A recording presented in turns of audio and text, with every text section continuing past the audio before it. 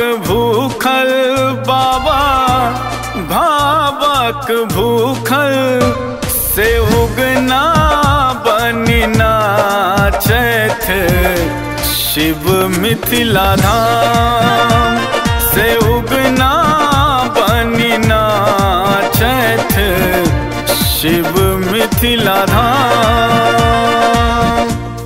बंगिया बोरहबा ढल भावक भूखल बाबा भावक भूखल से उगना बनी नाचैत शिव मिथिला धाम से उगना बनी नाचैत शिव मिथिला धाम।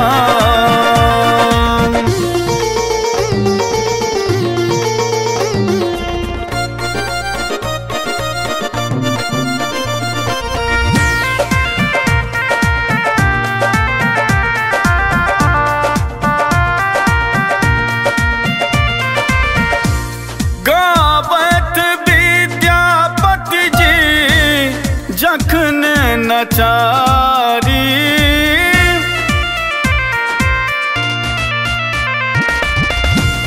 भौका मगन नाचत शिव त्रिपुरारी।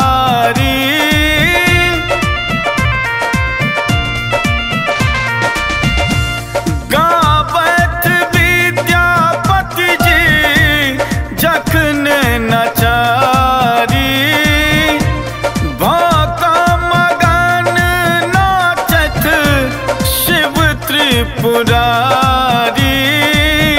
डमरू बाजत हार विष फीसन गाम से उगना बनी नाचैत शिव मिथिला धाम।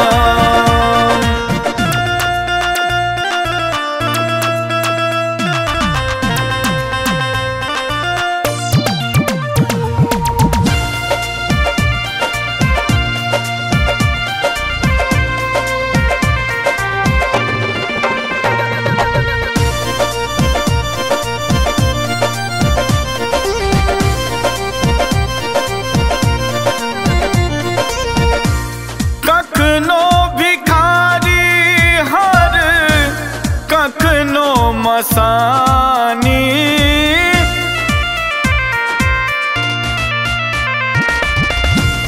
देखी देखी बागे हुनक दुखित भवानी।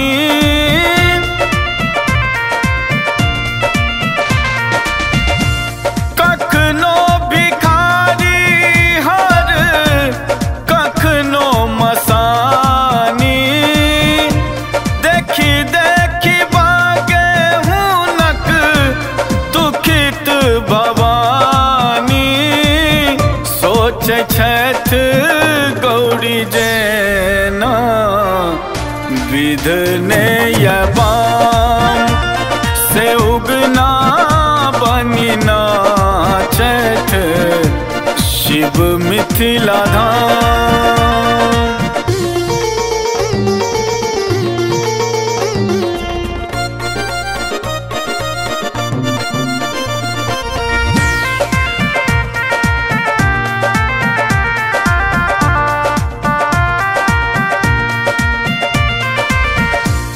करैया गगन सदी महिमा बखान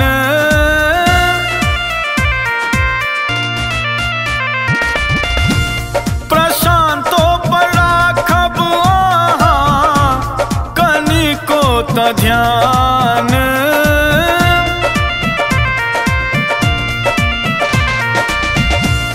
करैया गगन सदी महिमा बखान प्रशांतो पर राखब अहाँ कनिको त ध्यान। कल जोर करत छी हम बाबा अहीं के प्रणाम से उगना शिव मिथिला धाम। Recorded by MMP Studio, Madhubani।